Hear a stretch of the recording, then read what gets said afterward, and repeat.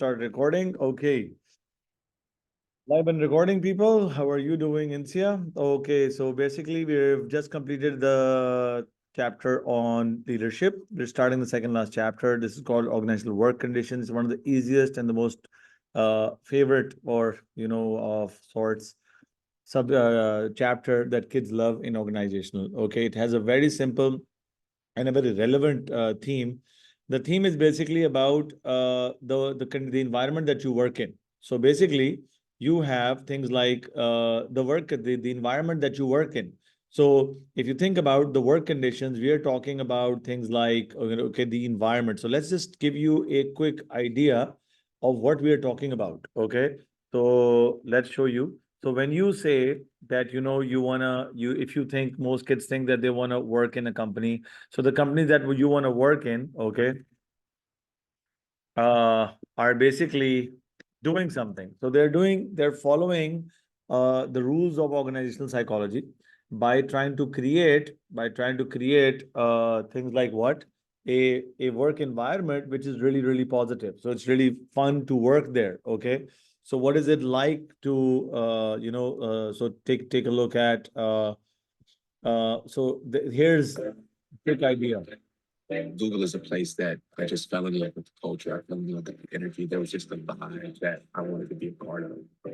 It's just some place where I can never imagine myself getting bored because we're thinking about billions of people. So I want you to pay attention to, the way what are they talking about, and the culture. It's not just the physical thing, it's the physical thing as well. Okay. Okay. And so that's a lot of impact that you can have, and it's just really gratifying. Google is so much at the forefront of technology, and the way that our culture is built, we are always so look at the places that the meeting areas, the sitting areas that they've created. Okay. And the kind of people that are there. So you look at this is probably somebody Asian, probably possibly Indian or Bangladeshi. You've got this guy looks Caucasian to some extent. This guy is, probably, I don't know. I can't tell the difference between Chinese, Japanese, and Koreans. Probably one of those guys, right? So you've got people from different cultures, right? for the tenants. We are always looking for the leapfrog innovation. So you have to be willing to let all your preconceived notions be broken at any moment. You're gonna have to make your own rules sometimes, and this is actually part of the fun. I get to try new technologies. I get to implement them in different ways that maybe no other company has done them before. And so you can really go beyond your skill set that you think you have at the moment and push the boundaries. The part that makes it really fun is there are so many teams across Google that have amazing expertise. And I get to work with these people, not only build something with them, but I learn so much. Again, So topic, and I can promise you there's someone here who is both better at it than you or more knowledgeable, and also, more importantly, willing to help you learn. Everybody here is so nice. They're so encouraging. So that's very real. encouraging, right? So that's the psychological aspects of work conditions. So the physical aspect would be, what kind of physical environment that Google has tried to create, or companies like this have tried to create. That's the physical part of it. So if you look at your syllabus, you see that the first thing they talk about is the physical work conditions. Okay. So the physical work conditions is, and how they impact you. That really matters to you guys. If you think about your favorite hangout spot, one of the aspects of that favorite hangout spot is the physical environment. Okay, your room, your whatever your favorite hangout is. So think about that place, right? The restaurant that you like the most. Why do you like it the most? There's definitely one aspect of that is the physical environment. Okay, so the chapter will talk about that. We used to have so much content over here. It's gone down to just 2 simple bullets. Okay. We've got this new study. Okay, so we'll do the study as well. And then we've got this old study from Oldhammer and Brass. This is from the previous syllabus. We'll be recording a new video on this also. We then talk about the temporal work conditions. What is that? This is about the time. Okay. So we're talking about the time, the morning, afternoon, evening. I mean, every day we get to, we just have a big fight on our group about like what time should we have the class. Should we do it like, late in the night because you guys are studying for the exam, so everybody's up most of the night? Should we do it in the morning because there are some morning people? Should we do it in the afternoon when everybody's, hopefully up?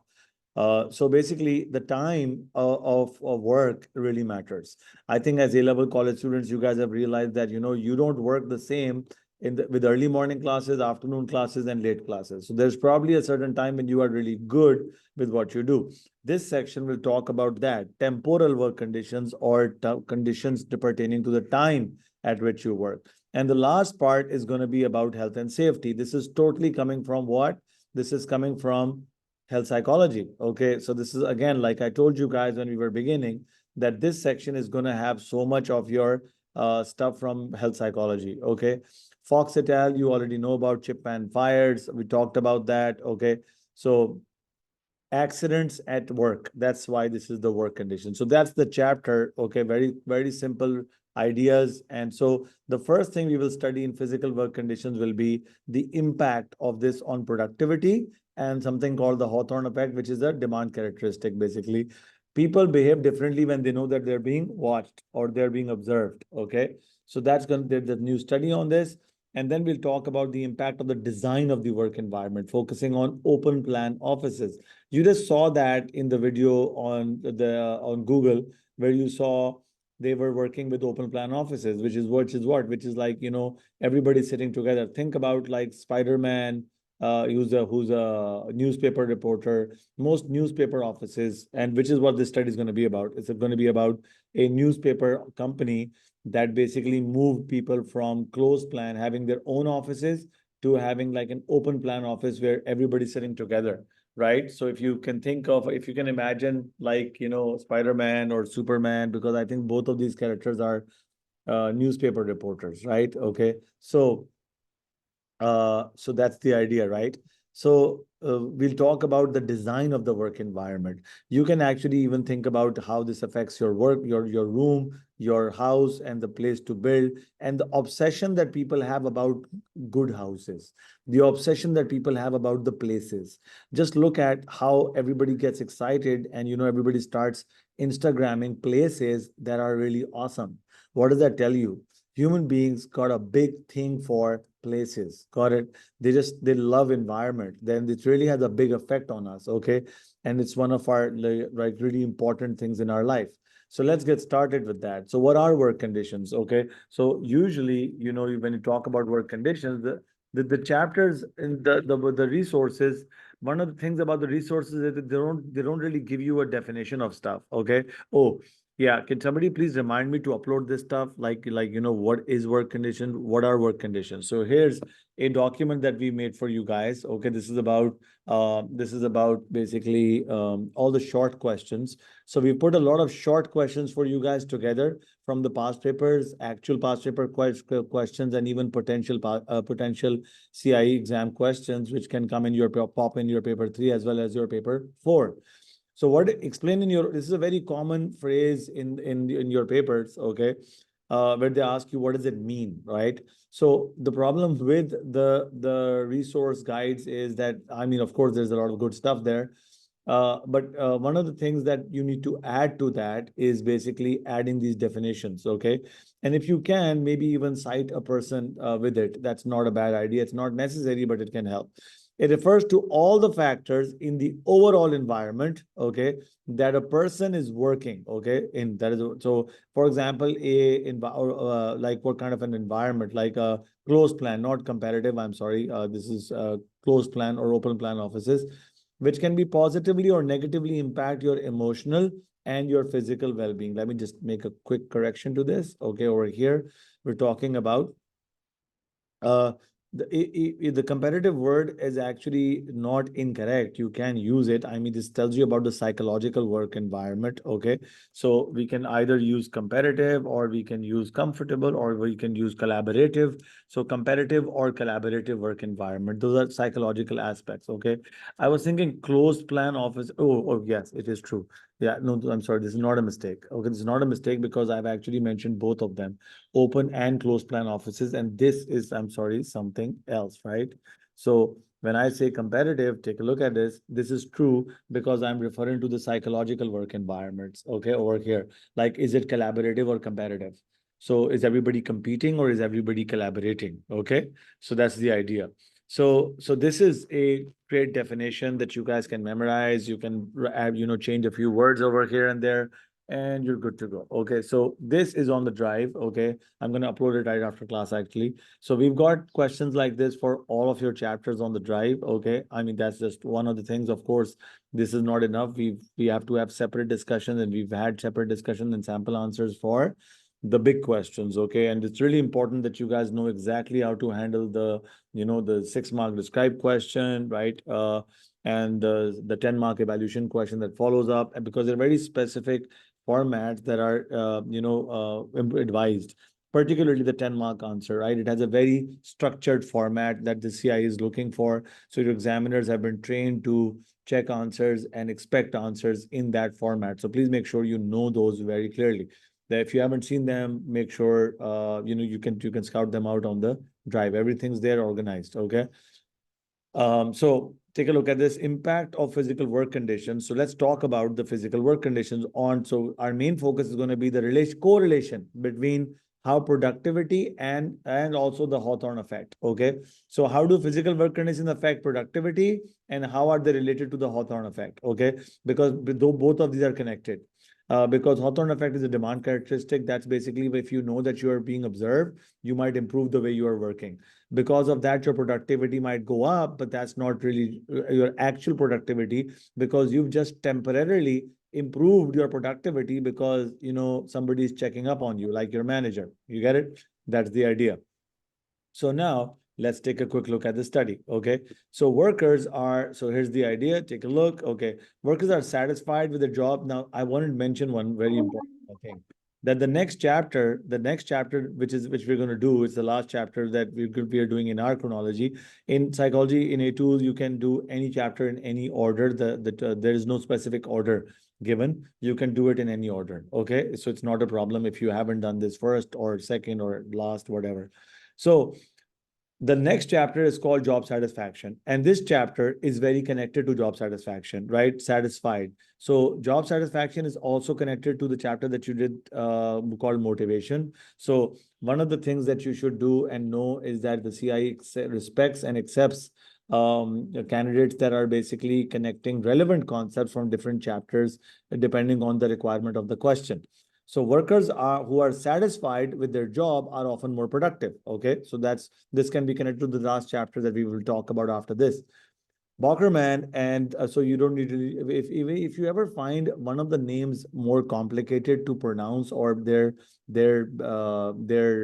spelling to be difficult, remember one thing: they don't really mind the spellings as long as you've written something like this. Okay, I mean, don't make it very different. Okay, but a little bit of like, maybe what if you were missing the E over here? They wouldn't mind. Okay. What if you were missing one of the N's over here? They wouldn't mind. Okay. Plus the year. Okay. The year isn't really needed. Okay. It's good to know, it's good to write, but if you don't, it's not a problem. You could simply just go Bockerman et al. That's it. Okay. Et al. Means, all the others that were involved in that research. And, the other people, if you find the year or the name complicated to pronounce or write, you can just really like leave it. Okay. Although most candidates most candidates do actually end up writing all of these, but just telling you that according to the CI, it's not really a big problem. You can actually just write Bockerman et al. Okay, that's good to go. Now, they found that the increasing workers' job satisfaction had a positive relationship to their manufacturing output at work. Now, they say manufacturing. Now, as a student of organizational psychology, you should be very quick to actually find out that even without a lot of information about the study, you can extract, okay, okay, congratulations. So one of our students just got her confirmation letter from LUMS. She got into her desired, one of the best.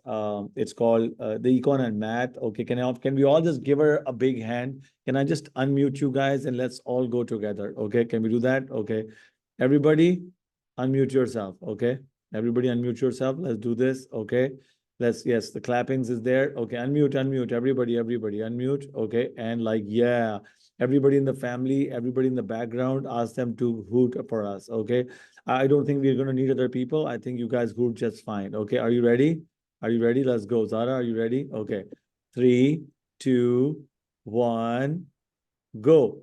Hey, congratulations, Chavla. Okay, So there you are. Okay, that was your moment. Most people are just clapping in the icons. Okay. Okay, that's also cool. Okay, that's nice. And most people are, okay, you're welcome. Okay, congratulations. So that's a memorable thing. Okay, Chavra. Okay, the others. Okay, also good luck for your university admissions. Okay, now, okay, you're welcome. Now, so workers. Okay, so basically, what are you looking at? So there's had a positive relationship to manufacturing output. What does that tell you? You can actually evaluate Bockerman by saying that, okay, saying that manufacturing, it's a he studied manufacturing businesses. Now, all businesses are not manufacturing businesses. Okay, that's totally cool. We understand that, Fatma. Okay, so it's not generalizable. The study is not generalizable to service sector like banks or other service sector like airlines. It doesn't apply to those. Okay, so this is a very clever technique. Okay, to pick up the small descriptors without even having all the information regarding all the studies, because this is not a core study. It's not mentioned in your syllabus. But if you notice the detailed notes that when you're checking out the notes, you'll notice that I've given you these small extra studies, right? Okay, the core studies, the key studies is really important. You're going to get direct questions on that, so you need to know a lot of detail about those. The main studies are the ones that are mentioned in the study in the syllabus, but they're not really specifically key studies because the syllabus explicitly calls them key studies. There's just one in each chapter. So total in organizational psychology, you'll have 5 key studies. That's it. Okay.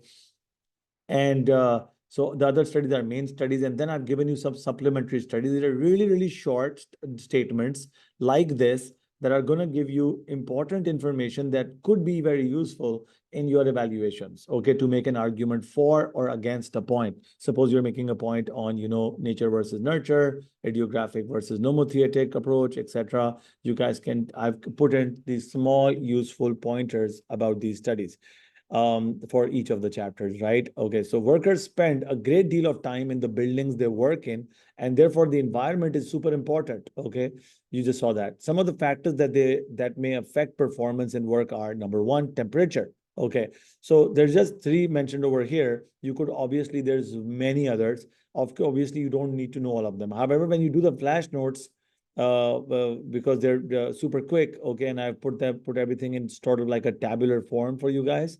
So you'll notice that there is more of these mentioned. And so if you want, you can memorize, you can just read through those, just know what they are. You don't need to memorize every single thing about every single one of them. Okay. But knowing a few of them, like these 3, would be nice. And we can talk about some other ones as well. The others could be more useful because you can get a question about data response questions where they give you a specific scenario in the workplace. Now, so one of these factors or 2 of these factors might be more important than others. That's why I provided you some with a longer list of these, okay, with very, very small descriptions, useful pieces of information, and sometimes even these researchers, right?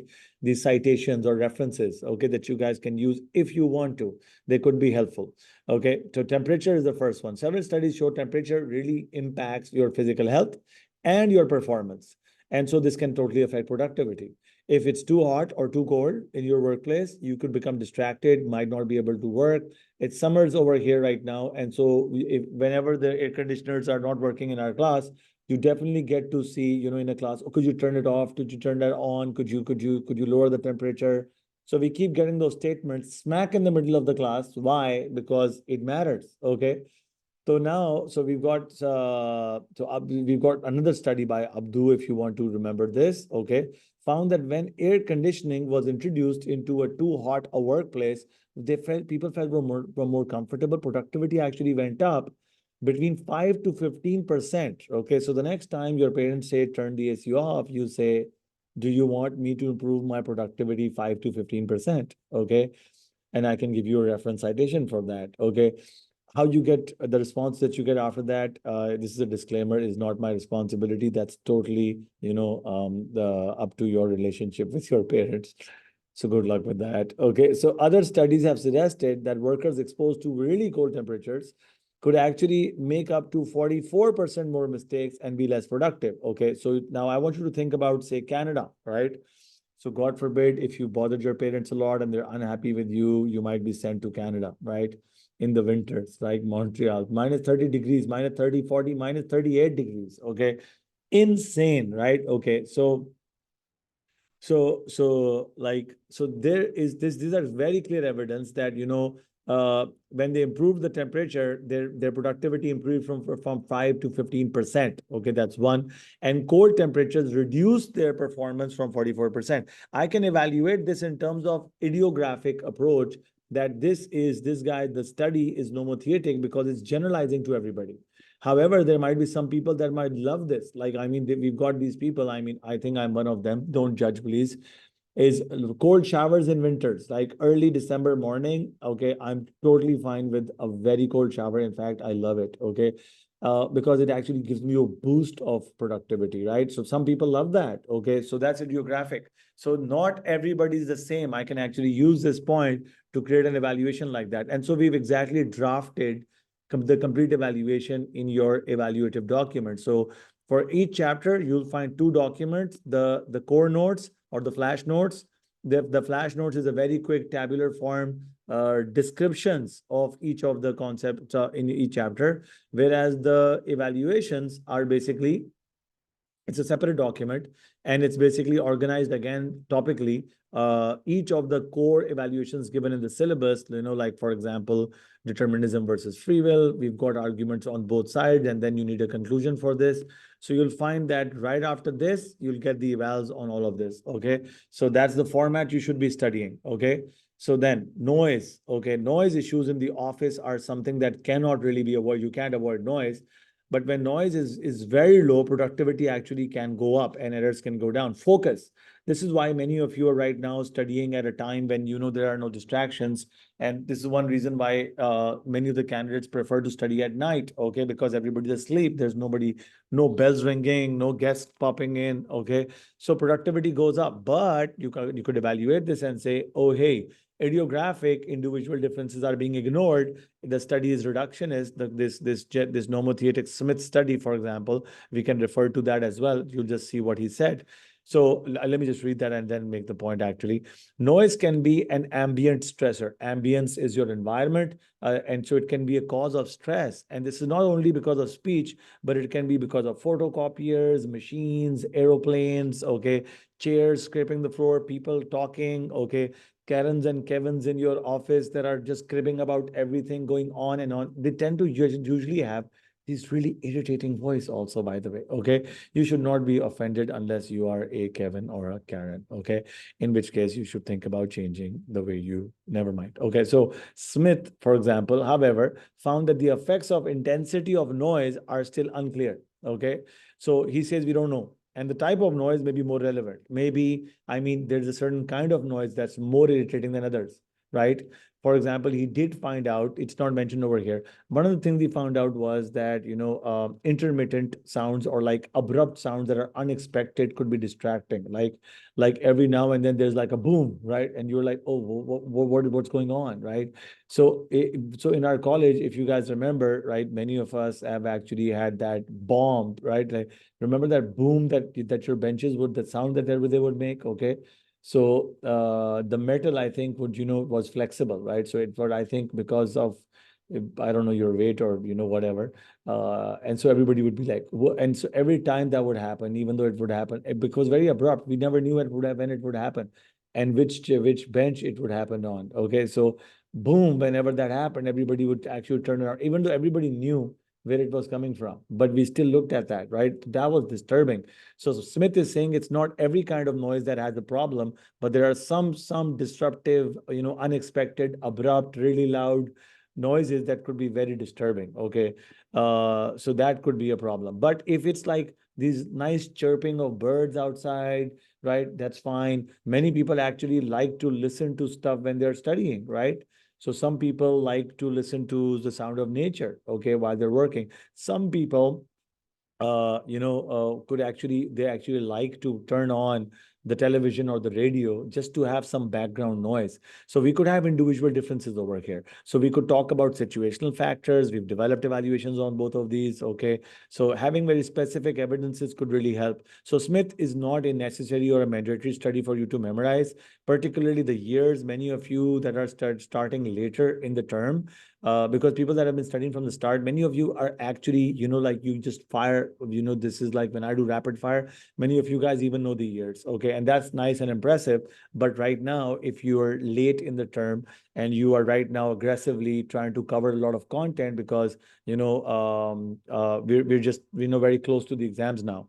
So you don't have to stress yourself about the years. You could just say Smith et al. That's totally fine. Okay. In fact, I've even given you the Reggio cheat code. Remember that cheat code that you guys can use, but don't use it too many times. Okay. Just use it one time in the paper. Okay. Not more than that. Light is the third one. A number of research shows that there is a relationship between lighting and work performance. It does matter. 80% of the workers, that's a large percentage. They say having good lighting is important. There is evidence that it can have as much an effect as any other factor. Okay, so it's equally important. Poor lighting can give people headaches due to the strain on their eyes. Although too intense artificial light can also have the same effect. Okay, the cheat code, you don't know the cheat code. Okay, so one with the cancer, they're saying they don't know the cheat code. Reggio cheat code is basically okay. I'll just get back to you on that rather than the class. Let me just send you a message on this as well. So right, I've just given you this is for everybody. Okay, you can check out the chat box. Okay, so I've got certain years that you can refer to. Okay, uh, okay. So this is a citation that actually has published more than 3,000 researches. So one of the things you do is you cite this guy and these years, okay? And so bam, if you don't remember a citation, you could just say they quoted a research. So instead of Smith, okay, you go with the cheat code. You get the idea? Okay. Nazifa, do you understand that? So that's a cheat code. Don't use it too many times, okay? Just one if you can't remember something, okay? Because most of these studies are actually a part of that, okay? Okay. I'll just come back to this at the end of the class, okay? This is, and we'll be talking about it when we're doing the evals as well, okay? So now poor light, so this is important. Now, basically 80% so this is important. So again, relate this to yourself. All of you have preferences. It's not mentioned over here. Flash notes, I think you might even refer to things like the type of light. Like, do you like natural light, white light, or which kind of light is good? So remember, natural light is the best. It's the healthiest. It does not mess up with your circadian rhythms, which is your sleep-wake cycle. That's the best, okay? But usually for office work, people prefer white light, okay? It can improve productivity to a certain intensity, certain lumens, like if you know this term. And so you'll notice in the flash notes, one of the things that I've added is we've talked about how to measure each of these. Like noise is measured in decibels, light is measured in lumens or lux, okay? Or candela. Candela is more like an old term used in your physics syllabus, usually for A-level candidates that are doing physics. I think they all might know about candela. The modern terms, if you buy a torch or something, you'll see lumens or lux being stated. Lumens is more common. So, right, so they're not necessary, but these are very small things, and how are they useful? Now, why do I put these things in your flash notes? You see, one, it doesn't take a lot of time for you to plug in, okay? Two, in your describe answers or your evaluations. Thirdly, very importantly, in your paper 4, in your design studies, what if you get a design study? We've had so many design studies on work conditions. Now, if this is one of the IVs, then how are you going to operationalize it? Or if it's one of the DVs, how are you going to operationalize it? Okay. So you got to measure it. You got to know how to measure it. Okay. So this is why whenever I put in these small things in the flash notes, they're never there for unnecessary reasons. It's been quite hard for me to actually decide what to leave. But thankfully, we've been able to summarize a lot of stuff very, very relevantly. Of course, it's not mandatory, but it can help you in a couple of ways. That's why I put stuff like that in the notes. So basically, hopefully your describe answers can be better, okay, in their quality, okay. And so this is also something that the examiner hasn't seen, right? And so you're not, this doesn't mean that you have to just try to put in everything that you know in your answers because you've got limited time, okay, and you got to complete your paper. and you have a lot of relevant information, the most obvious information needs to go first. So relevant small things that can add a lot of punch to your answers. Okay, that's great exam technique. Okay, and that's what we're trying to build with the notes for you guys. Okay, so light is measured in lumens. Okay, so one of the things or small things that you can remember, very easy to remember, is one. Like people have idiographic evidence. People do not prefer the same color of light. Some prefer white, some prefer natural, some prefer mixed light, some prefer warm light. Okay, it could also be situational factors. If you notice that if you're going to a restaurant, you're likely to see like a dining restaurant, like fine dining, you'll notice the color of the lighting is going to be more warm, right? But if you're going to a office, you'll notice that they'll have these false ceiling, lots of white and natural light over there. When we were designing the F11 campus, your college, if you remember, if you those of you who've seen it, we designed it in a way that there was a lot of natural light. Okay, even your current campus, DHA or even the one at PCTS, if you see, there's so many windows, right? That's very much something that we talked to the architect about, and we said, hey, this is what we want to develop, right? And so it was, people love it. And so many times when we ask people like, why do you love it? Okay, many people can't exactly tell you why. Okay, many people aren't exactly sure why. And one of those reasons is light. So here's a life tip for you guys. Whenever you are designing a home or a workplace, or you're building a house, okay, remember to maximize natural light, and it's called north light. You shouldn't have the sun directly coming into the rooms or through the windows. The sun should also always be reflected light. Okay, reflected light is never too intense, and it's also not that hot. Okay, so it can actually help with two things. It can keep the temperatures nice in the home or the office, and it can also give you a very nice vibe. Okay, like where I'm sitting right now, we can do maybe I'll give you a video tour some other day, but it's all natural. It's maximum natural light. Okay, in the summers, one of my dining areas where we've got direct light coming in, most people don't want to sit over there, at least not in the morning, maybe in the evening, yes. Okay, so keep that in mind. Moving on. Okay, so we've got some other points which you can check out in the flash notes. Okay, I'll be also be uploading a more detailed version of this as well, where of the same chapter. If you're looking for more details, I'll upload that as well. Do check it out. Okay, but if you do the flash notes, you're good to go. Now we talk about the Hawthorne effect. Now this is something that's really directly mentioned, so you need to know what it is. So we can get 2-mark questions asking you to define what it is. The Hawthorne effect is basically a term, in simple term for psychology students, it's a demand characteristic. That's it. Okay.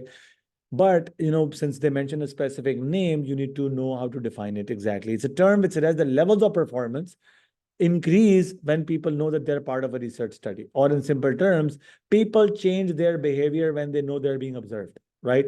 Such as that when they know they're being observed or part of an experiment, this could mean that the results obtained in a study may be due to the presence of the researcher rather than the manipulation of the variables. Okay, so you can think about all the like hello, highs, that all the shallow and the not insincere hello highs at a party, or like at an event. Have you noticed that? Okay, um I like to roast my students a lot, so okay, so today we don't have too much time, so I'd rather not, but I just did it in a very nice way. Okay, so if you remember, okay, that is the Hawthorne effect. You get the idea. So the next time you are with your friends or your family and you go somewhere and you say hello to everybody that you don't really like, okay, you can just, you could be like hashtag Hawthorne effect, right? So the original Hawthorne studies, Mayo et al. Now, you remember Elton Mayo. This is a very famous, popular researcher, very, very famous research.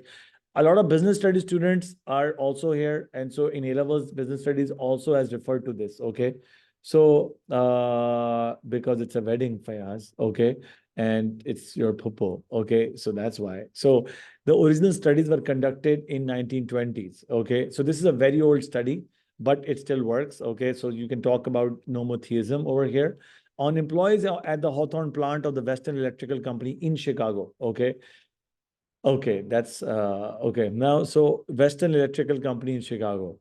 So this is culturally biased. So there is an evaluative term called what? Ethnocentric bias, okay, or cultural bias, and even generalizability. These are evaluative terms which can be addressed by using this specific evidence, okay, from Mayo et al. Okay, so you can talk about this. The original aim of the study was to look at the effect of the levels of lighting on the productivity of the workers, but they found out it wasn't lighting. It was the fact when, regardless of what they changed, if people felt that they were being observed, bam, their productivity went up.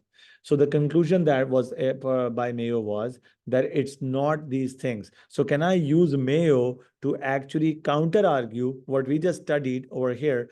Can we use Elton Mayo to counter argue the argument that by Riggio, for example, that lighting does not matter because he said it's not lighting, right? Make sense? So again, more detailed discussions coming up on this in the evaluation discussion. The illumination experiment or the lighting experiment wanted to see whether there is a relationship between work environment and productivity, like the factory can lighting levels. The researchers hypothesized that more light would be better for productivity, okay? And there were two groups in the study. So that's an experiment. So this is an experiment, right? In an experimental group, the levels of illumination were systematically decreased. Now, why is this not an observation? It's not an observation. It's not a control observation. Or why there's not a correlation? Correlational studies basically are, you do not control the IV. Over here, you are systematically decreasing the lighting. And they actually made it lesser than the moonlight, by the way, okay, in terms of lumens. So you're controlling it. So this is not a correlational study. In the control group, the levels of illumination were constant. These 2 points are important. We've had a lot of questions. There's a new format of questions that can ask you very specific facts about very specific studies. Okay, yes, it is a controlled observation and it is an experiment. Although it is a field experiment because it was done in the actual factory. You get that? Okay, so this is a field experiment. Memorizing both of these would be a very good idea because you get short questions that we've had short questions and we can expect potential questions in the future, which can ask you about the specific things about these studies, okay? Particularly like describe the groups, describe the experimental design, okay? Or describe the control group, for example. Targeted questions are possible. Both groups showed increases in levels of performance. Everybody is, so whether you are increasing or decreasing lighting, everybody's performance is going up. And it was not until it was at moonlight level, right, that they actually started to complain, okay, that they could hardly see what was going on. So although there is some evidence, right, but that's in a very extreme situation that they've created, almost turned the lights off, right? The experiment shows that lighting is not the only factor. Instead, it's something else. And that something else is the Hawthorne effect, okay? So it was suggested that it was due to the employees knowing that they are in a study, okay? Okay, so the 2 points are, I'm not just asking what 2 points. I'm saying that I'm not saying they are the only things you have to remember, but we have got questions asking you to describe these groups, the experimental group and the control group, or both of them, or either one of them, okay? That's what I mean. Amna, is that clear? Okay. Does that make sense? Yeah. Okay. Give me a thumbs up on that. Thank you. Come on. Okay. Yes, you're welcome.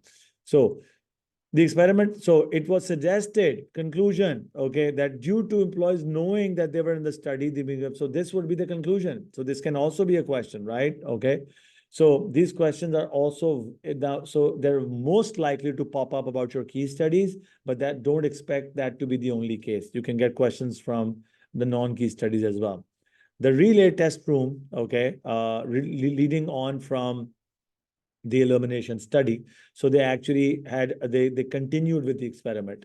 Mayo did conduct a series of experiments. So this could be about reliability, how the study was conducted again and again, iterative reliability. I could talk about concurrent validity, okay. All of these concepts have been discussed in our research methods. If you have any problem with any of these, please pop in the drive and just check out the research methods document and make sure you're clear about each of these concepts. They can be useful in your 10-mark evaluations, where they changed one part of the work environment, such as the rest periods. So they changed that.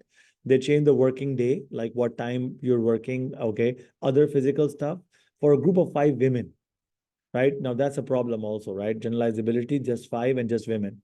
The results of the relay studies provided support that lighting and experiment effect as whatever was changed, with whether fewer or more rest periods, the women worked harder and more efficiently. Okay.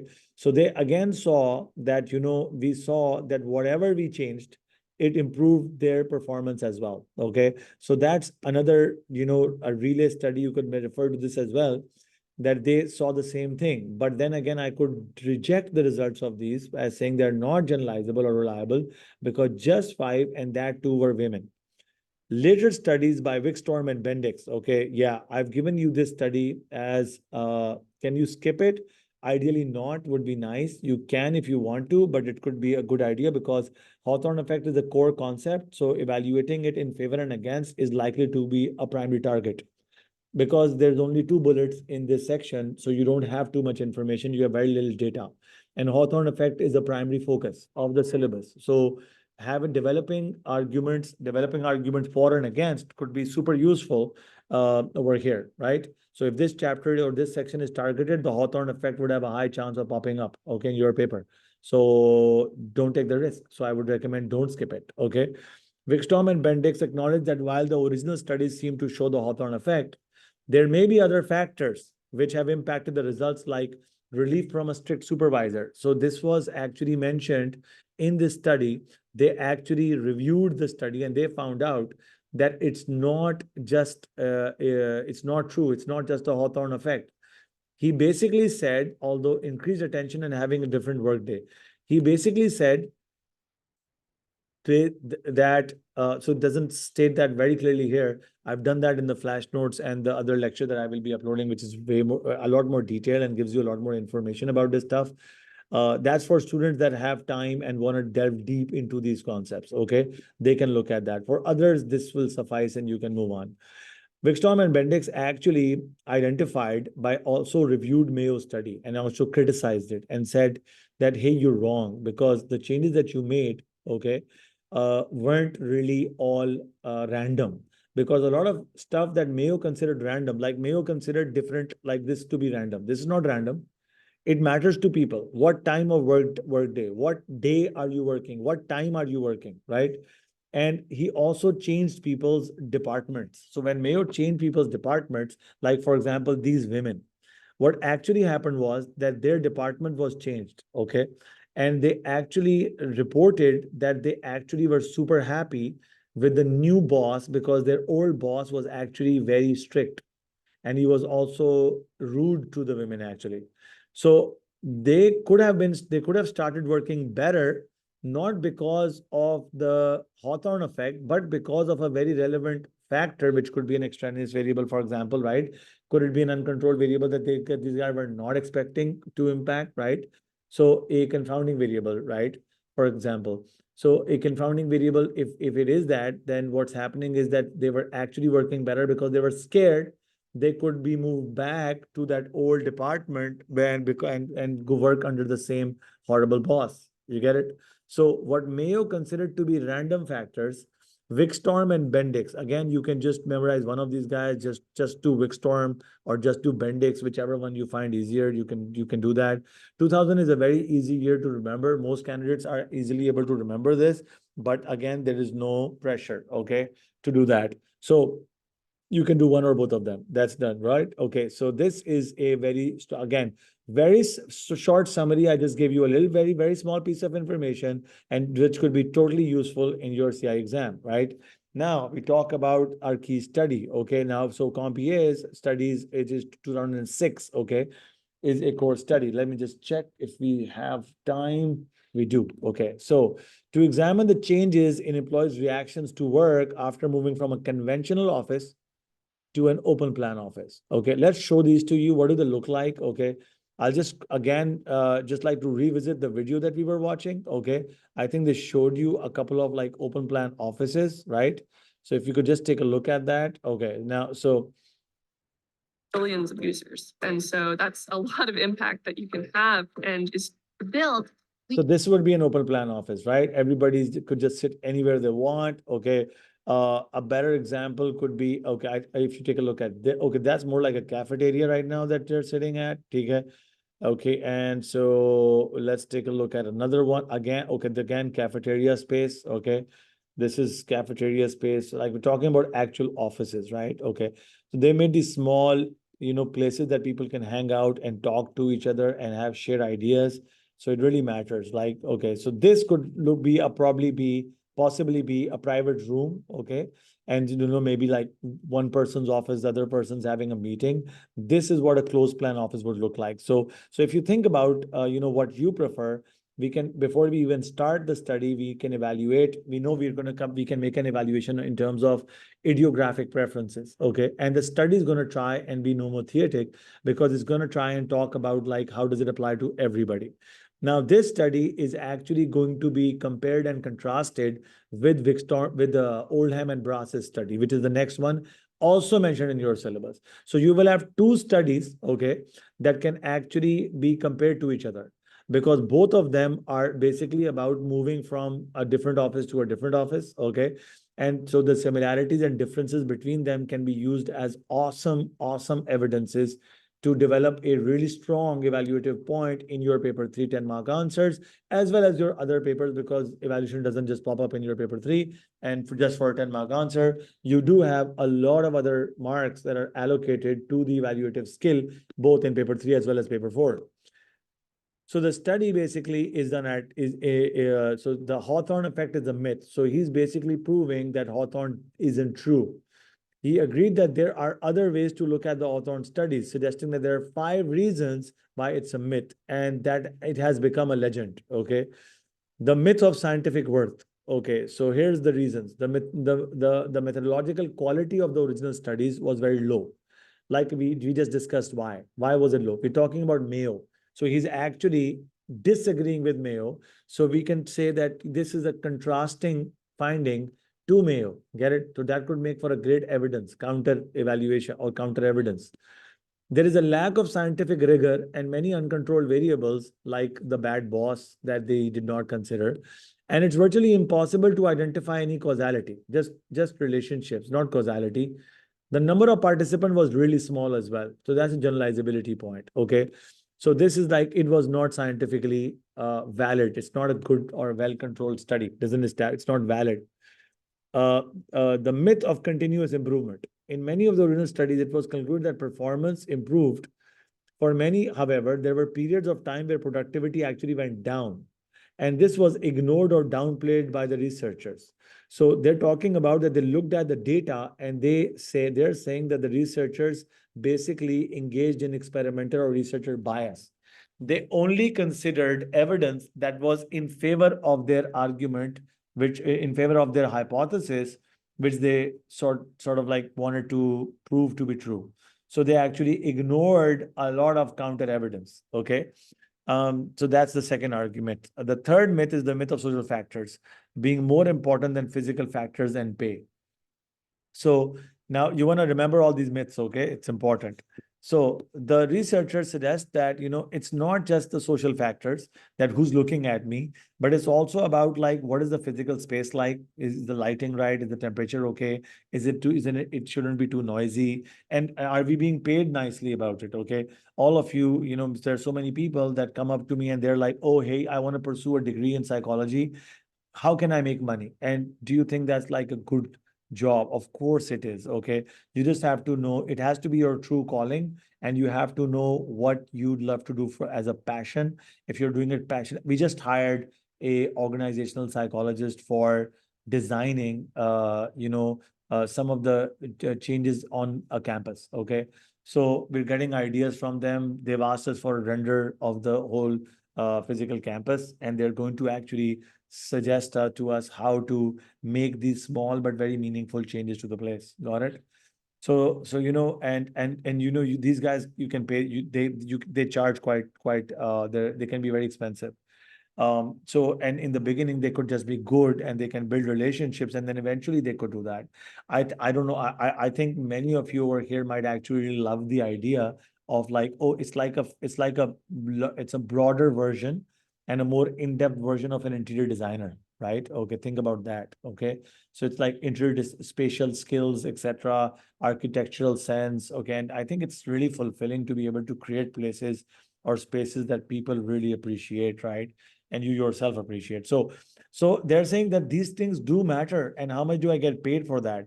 So the researchers suggest that the reason behind improvement was due to the change in supervision, okay, such as the extra attention workers received, and not the economic interest, okay. Some of the studies did not support this, okay.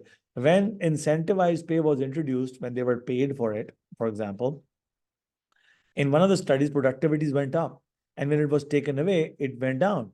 So what does that tell you? That when you pay people, bam, it goes up. Okay, so you get it? What is vague? Okay, what are you saying? That this point, extra attention worker receive and not economic interest. Yes, is that what you're saying? Yeah. So the second last is the myth of wholehearted cooperation. This simply says that the original studies basically argued that nobody had a problem. So this is basically a point on ethics, actually. Okay. It says that they were ethical and there were no other problems with the workers. But the truth was that the study actually documented, there was actually documented proof, okay, because this was done at the organization, that many people were actually facing disciplinary action, okay. One of the people had disagreements. I don't want to work at this in this lighting. I don't want to work in that with that boss. I don't want to go back to that time. I'm fine with my timing. Why are you changing my timings? So that's what would happen. Just like Chawla just argued about today. So and then the myth of the neurotic worker. Now, whenever the conflict within the workforce was even mentioned, it was blamed on the mental health of the worker or the situations outside of the control, such as family issues. So whenever there was a problem, okay, they said that this worker is neurotic. He's not one of the normal guys. All these facts are showing you that Mayo's original study was quite biased, okay? And there were a lot of problems, practical and other methodological problems, which were basically ignored. This is when they put the blame on the individual rather than the situation. Negative attitudes regarding the work environment were then dismissed as obsessive thinking, even though there were people that actually were not happy with the changes, okay, and did not perform better, was actually completely ignored, okay. So there are 5 myths, okay. Now, each of these are, I would recommend that you do know them, okay. They're very brief, because what if they target a specific one? Although I don't think there is a higher chance of that, but there is definitely a possibility. So do not leave out these, and please make sure you know these. What does the myth, why does the myth of the Hawthorne still continue? So we proved that it may be that the psychologists think that the story is just too good to be untrue, and it has become something of a legend, okay? So perhaps there are certain elements that are true. Maybe there are something that are true about it, and sometimes this does happen, but it doesn't mean it's the only thing that matters. For example, it's totally possible that social factors are important, but you cannot say that they are the only motivators, which is what the original researchers said. So the original researchers were being reductionists, okay, and they were ignoring or downplaying the other factors at work and in workplaces. So maybe psychologists are just too disconnected from the real world. Okay. And I think this is so true personally. I mean, you realize that when you talk to researchers that are just talking about the research, and they're not actually working or not directly connected, there can be a big disconnect between theories and the practical world. So they just feel like that the idea is great. Oh, it's a scientific breakthrough. Oh, wow. So it's like a TED talk. So many of the TED Talks actually is they take a one small thing, blow it up to be like something bigger than life, and then say, "Oh wow, we've discovered the secret of life." Okay, so I mean, I'm not saying they're all like that. There are some of them that are really really awesome, but then there's quite a few that are like exaggerated. Okay, and that's the basically you can call it the ego of the researcher, right? That it feels that it makes them feel special. You get it? So don't be one of those, okay? And so it just fits in nicely with already established theories such as social influence. So it seems credible, right?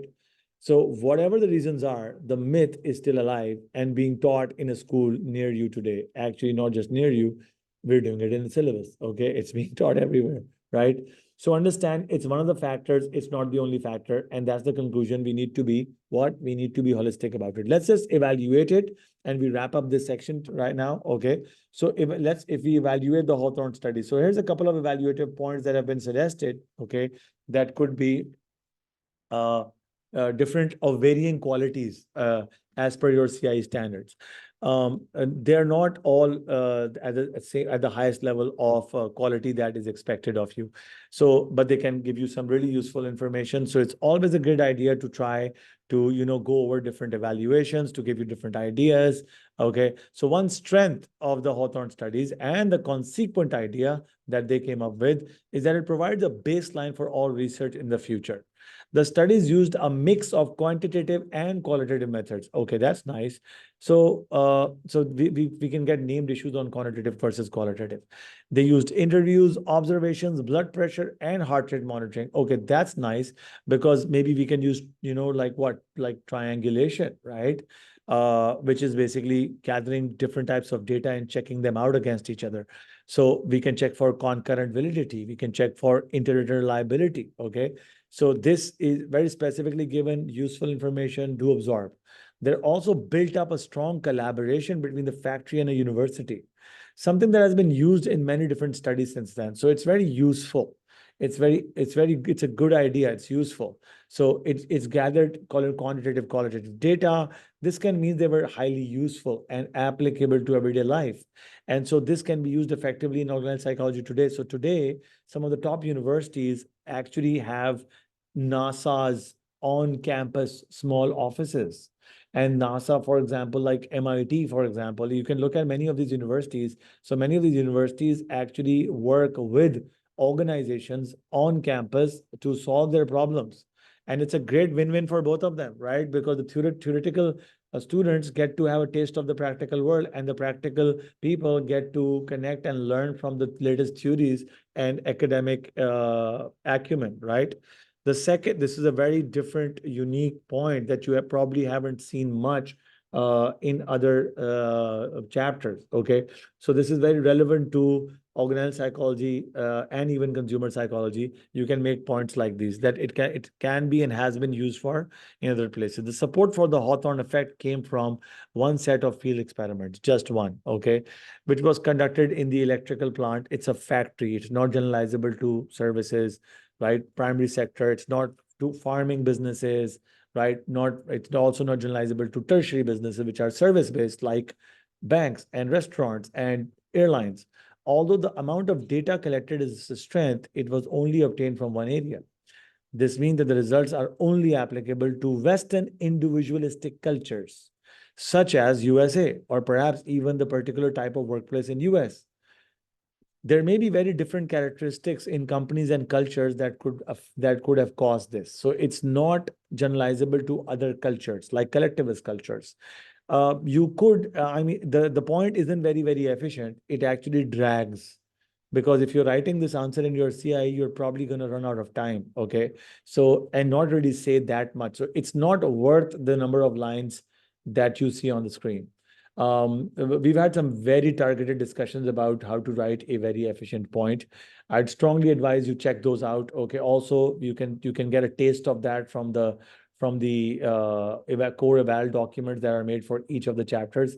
But I mean, we've had even more targeted discussions, and there's a 16-minute video that is on the drive where we've talked about, well, how do you develop a high quality point while also staying efficient. Okay. So you don't need to drag. You don't have time to drag. It's a very short paper. There's a lot of stuff to plug in, and the 6-mark questions are going to be a challenge for a lot of students, because I'm very, very scared for this for many students, because they know so much. They tend to write too much in the 6-mark question that is preceded by that comes before the evaluation question, the 10-mark question. Okay. So it has all the arguments.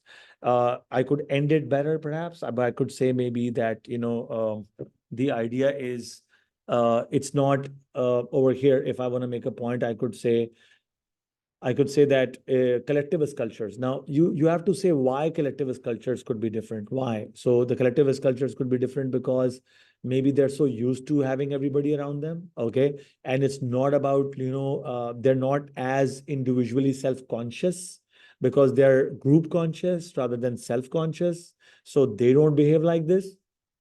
Get that? Okay. So that could, or they might be even more conscious about it. So one of those arguments could make your point better. We then have a point on application to everyday life. We've already made a point on usefulness, but if they ask this as a named issue, which is totally possible. Another strength is that the studies support are because they're they're ecologically valid because they've been done in an actual plant where there were actual workers in the normal shift, and they only manipulated a few things like lighting and length breaks of which were conditions. So these are often changed in the real life environment. The use of workers act in actual companies or work environments, which is going to be the same case as the next study, which is about Oldham and Brass. The study has high ecological validity. So if you want to make a very strong point, okay, you can give multiple evidences. We've had very detailed discussions about this kind of points earlier on as well. In fact, the study was not about researcher presence at all, but lighting in the workplace, okay, means that Hawthorne effect was an unintended consequence of the study, suggesting it is high in validity and application to everyday life. That's another argument that they're putting. Can you please explain the difference between key studies and main studies where 10-mark question only come on key studies? Not necessary at all. The 10-mark question will definitely not only come on the key studies, Nawal. Whatever you get a question on the question that you get on in your described question, which is definitely not only going to be on, we start clinical in just like 10 or 15 minutes. Okay, Mac, thank you. So Nawal, you can get a question, the bullets, whatever is targeted in your described answer, 6 marks, is probably going to be the same exact thing that is going to be that they're going to ask you to evaluate in your evaluation question. Although there can be one small change. There is a possibility. We've seen this in the past papers. Many students have overlooked this thing, that we've had questions in the past where they've mentioned or asked you to describe, say, 3 things, but when in the evaluation question, they've focused in on only one of them. Got it? And they've introduced so it can change, right? But whatever is targeted in the describe is likely to be evaluated. Also keep in mind in evaluative answers, even though they might ask you to evaluate only one study, it doesn't mean that you need to only evaluate that study. You can compare and contrast it to other studies. Get it? So that's important. So I'm going to wrap this up now. This is the last evaluation that we're discussing. Obviously, this is not exhaustive. This is just a few discussions. The rest of them are in the notes. You can check those out. One weakness of the Hawthorne effect is that it is deterministic, okay, as opposed to free will, okay? Because so the Hawthorne effect is the idea that our behavior is determined by social situations. It is determined by social factors and social interactions. It suggests that when you are being observed, or you imagine or think that you are being observed and that there are other people present, okay, then it's going to change your behavior. That's why it is deterministic. Make the point. However, counter argument, there is a weakness that it ignores the role of free will in the behavior. It's suggesting that people don't have a choice in this. In fact, the core study that we just discussed showed that not all participants followed this pattern. Everybody didn't do the same thing. Some actually complained, although they were disregarded and ignored about the new practices. The idea is that not everybody responds to their attention the same way. For example, some people might say, hey, this guy's, like, I'm not comfortable with everybody, I prefer working alone. So many people, and there were people that actually made that complaint, okay? So they were fine, or they were more comfortable working with their old group. So they were like, we don't want this. So there is that. And so if they're dissenting or disagreeing with this, and some are doing it and others are not, that could prove free will, okay? That individuals get to choose, and it's not. So I could pretty much use similar evidences and make arguments about nomothetic versus the geographic. We've done that.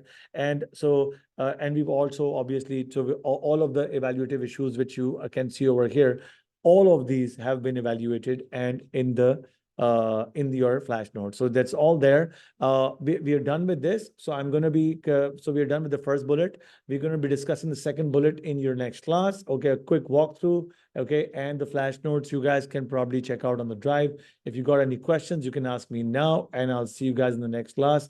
Until then, toodaloo, sayonara.